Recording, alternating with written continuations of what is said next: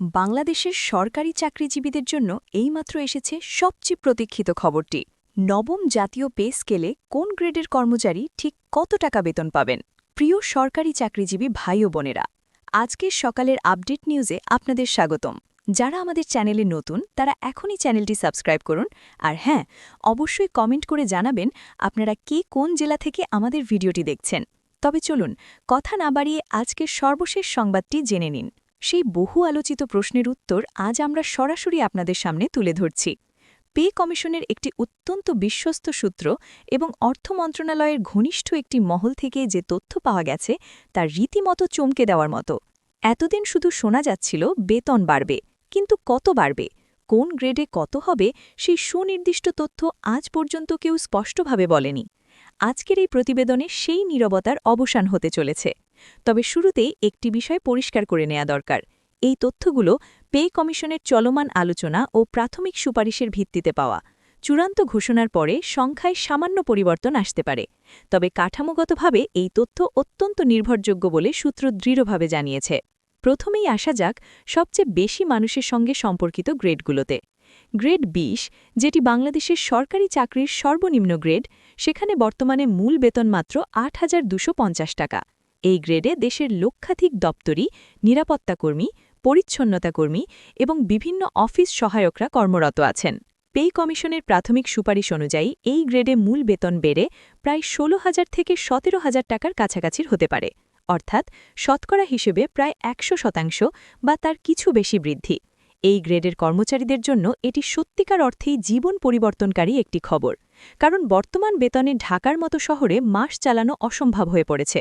নতুন বেতন কার্যকর হলে তারা অন্তত মৌলিক চাহিদাগুলো মেটাতে পারবেন। গ্রেড ১৯-এ বর্তমানে মূল বেতন ৮,৮০০ টাকা। এই গ্রেডে মূলত নিম্নমান সহকারী, মালি, বাবুর্চি এবং বিভিন্ন সহায়ক পদের কর্মচারীরা রয়েছেন। নবম পে স্কেলে এই গ্রেডে বেতন বেড়ে প্রায় ১৭,৫০০ থেকে ১৮,০০০ টাকায় পৌঁছাতে পারে বলে সূত্র জানিয়েছে। গ্রেড ১৮-তে বর্তমান মূল বেতন ৯,৭০০ টাকা। অফিস সহায়ক কাম কম্পিউটার মুদ্রাক্ষরিক এবং বিভিন্ন নিম্নমান কারিগরি পদের কর্মীরা আছেন। নতুন পে স্কেলে এই গ্রেডে বেতন প্রায় ১৯,০০০ থেকে ২০,০০০ টাকার কাছাকাছি হতে পারে বলে সূত্র জানিয়েছে। গ্রেড ১৭-তে বর্তমান মূল বেতন ১০,২০০ টাকা। এই গ্রেডের কর্মচারীদের নতুন বেতন হতে পারে প্রায় ২০,৫০০ থেকে ২১,০০০ টাকার মধ্যে। লক্ষণীয় যে নিম্নতম গ্রেডগুলোতে শতকরা বৃদ্ধির হার সবচেয়ে বেশি। এটি এবারের পে স্কেলের সবচেয়ে বড় বৈশিষ্ট্য। গ্রেড ১৬, বর্তমানে মূল বেতন ১১,০০০ টাকা। সাধারণ কম্পিউটার অপারেটর, স্টোর কিপার এবং বিভিন্ন সহায়ক পদের কর্মচারীরা এই গ্রেডে রয়েছেন। নতুন পে স্কেলে এই গ্রেডে বেতন প্রায় ২১,৫০০ থেকে ২২,০০০ টাকায় উন্নীত হতে পারে বলে সূত্র জানিয়েছে। গ্রেড ১৫-তে বর্তমান মূল বেতন ১১,৩০০ টাকা। ক্যাশিয়ার, ড্রাইভার এবং বিভিন্ন কারিগরি সহায়ক পদের কর্মচারীরা এই গ্রেডে আছেন। নতুন পে স্কেলে এই গ্রেডে বেতন হতে পারে প্রায় ২২,৫০০ থেকে ২৩,০০০ টাকা। গ্রেড ১৪-তে বর্তমান মূল বেতন ১২,৫০০ টাকা। এই গ্রেডে উচ্চমান সহকারী এবং বিভিন্ন দপ্তরের সিনিয়র অফিস সহায়করা রয়েছেন। নবম পে স্কেলে এই গ্রেডে বেতন প্রায় ২৪,০০০ থেকে ২৫,০০০ টাকায় পৌঁছাতে পারে বলে পে কমিশনের সূত্র জানিয়েছে। এবার আসা যাক মধ্যম গ্রেডগুলোতে, যেখানে দেশের বিভিন্ন বিভাগ ও মন্ত্রণালয়ের একটি বিশাল কর্মচারী গোষ্ঠী কর্মরত। গ্রেড ১৩-তে বর্তমান মূল বেতন ১৩,৫০০ টাকা।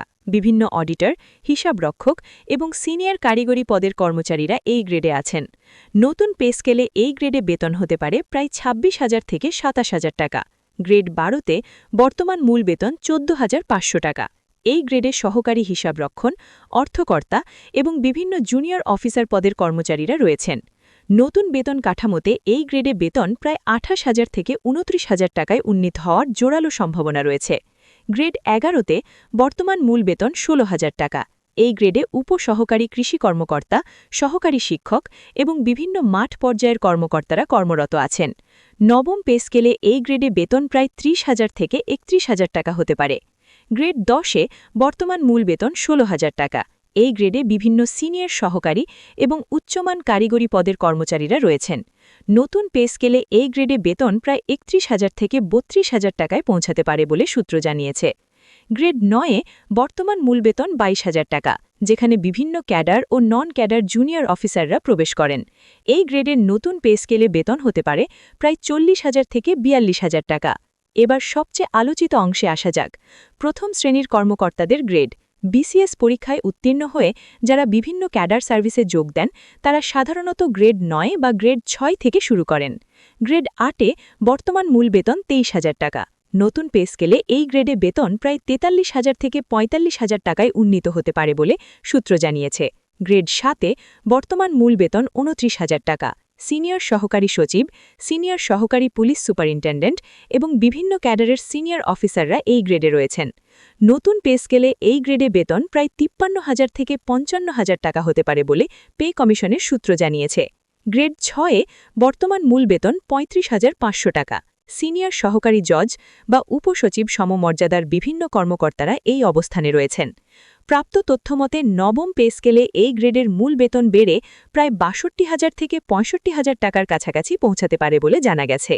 গ্রেড 5-এ বর্তমান মূল বেতন 43,000 টাকা। উপসচিব বা সমমর্যাদার কর্মকর্তারা এই স্তরে কর্মরত রয়েছেন।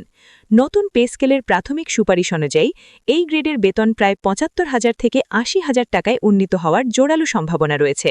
গ্রেড 4-এ বর্তমান মূল বেতন 50,000 টাকা। যুগ্ম সচিব এবং বিভিন্ন অধিদপ্তরের পরিচালকরা এই গ্রেডের আওতাভুক্ত। নতুন কাঠামোতে তাদের মূল বেতন 90,000 থেকে 95,000 টাকা নির্ধারণ করা হতে পারে বলে জানা গেছে। গ্রেড 3-এ বর্তমান মূল বেতন 56,500 টাকা।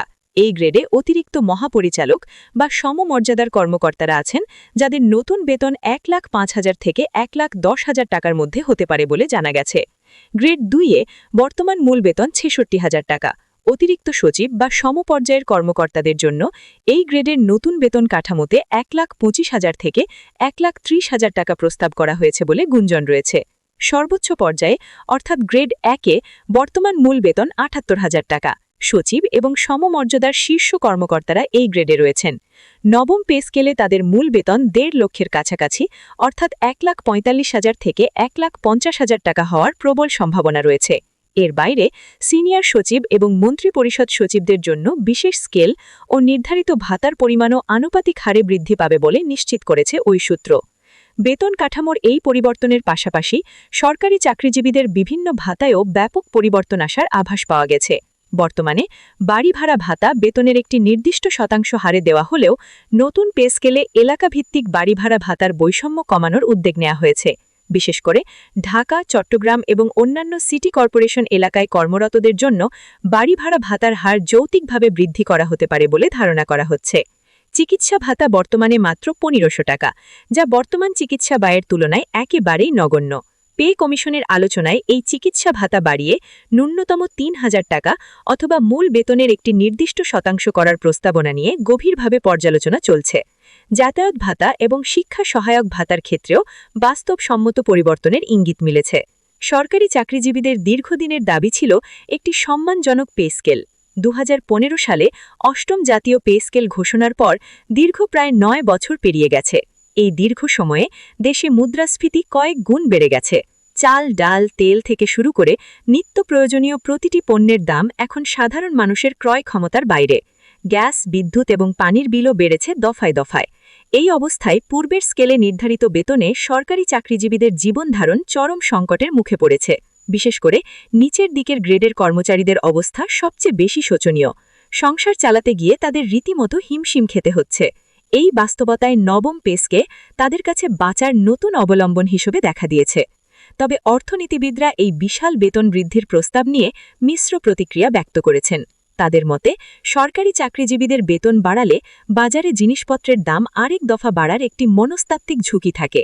ব্যবসায়ীরা সরকারি চাকরিজীবীদের বেতন বৃদ্ধির খবর পেলেই সুযোগ বুঝে পণ্যের দাম বাড়িয়ে দেন, যার নেতিবাচক প্রভাব পড়ে বেসরকারি খাতের চাকরিজীবী এবং সাধারণ খেটে খাওয়া মানুষের ওপর। তাই সরকার এবং পে কমিশনকে এমন একটি কৌশল নির্ধারণ করতে হবে যাতে বেতন বৃদ্ধির সাথে সাথে বাজার নিয়ন্ত্রণ ব্যবস্থাও কঠোর করা যায়। অন্যদিকে সরকারের রাজস্ব আয়ের বর্তমান পরিস্থিতির কথাও মাথায় রাখতে হচ্ছে। বৈশ্বিক অর্থনৈতিক মন্দা এবং দেশের অভ্যন্তরীণ আর্থিক চাপের কারণে সরকারের জন্য এই অতিরিক্ত আর্থিক বোঝা বহন করা একটি বড় চ্যালেঞ্জ। তাই সরকার পে কমিশনের এই সুপারিশগুলো অত্যন্ত সতর্কতার সাথে বিশ্লেষণ করছে। ধাপে ধাপে এই পে স্কেল বাস্তবায়নের যে আলোচনাটি শোনা যাচ্ছে তা মূলত সরকারের এই আর্থিক সীমাবদ্ধতার কারণেই। একসাথে সব গ্রেডের সম্পূর্ণ বেতন বাড়ালে বাজেটে যে বিশাল ঘাটতি তৈরি হবে তা সামাল দেওয়া কঠিন হবে। ভিডিওটি খুবই জরুরি, তাই দয়া করে সবার সাথে ভিডিওটি শেয়ার করতে ভুলবেন না।